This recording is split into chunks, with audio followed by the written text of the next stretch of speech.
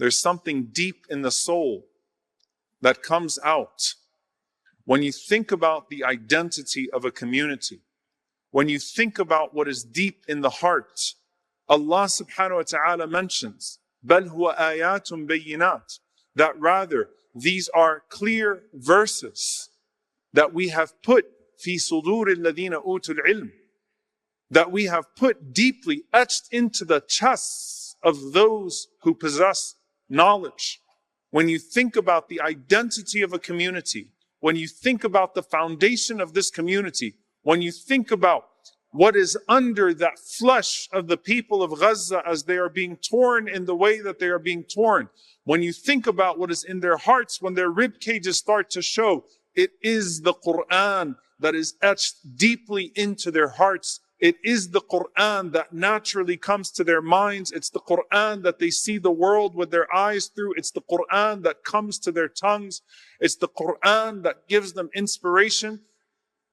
And that girl, wallahi, when I asked her if she wants anything, she said, "Can you bring me a mushaf?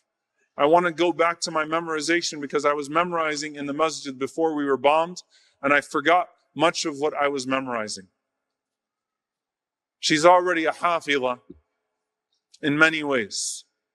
When we say that there were 55,000 or so hufadh in Gaza, there are many more that are hufadh in a deeper sense, preservers of the Qur'an in a deeper sense. Maybe they don't memorize the entire Qur'an here, but they have it here. They have it deep in their bones. They have it in their flesh and in their blood.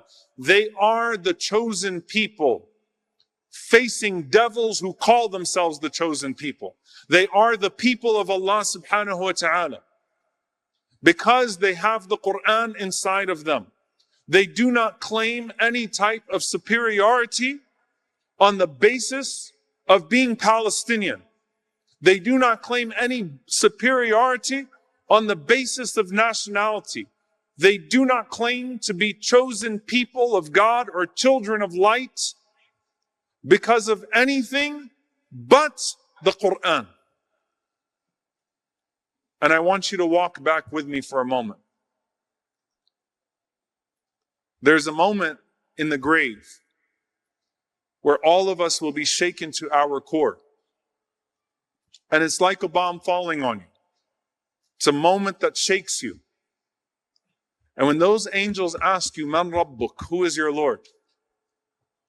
Only someone who has it deep inside of them will be able to say Allah through it all. Through the shaking, through the trembling, through the difficulty. These are a people who have rehearsed this so many times now that it comes out that naturally, whether they're 12 or whether they are 82. And I do want you to have something practical here. If you were to ask me what it feels like right now in the moment that we are in, and I think some of you could relate, it feels like there's a knife inside here and here that keeps going deeper and deeper and deeper, and it keeps exposing more flesh. The wound keeps going deeper.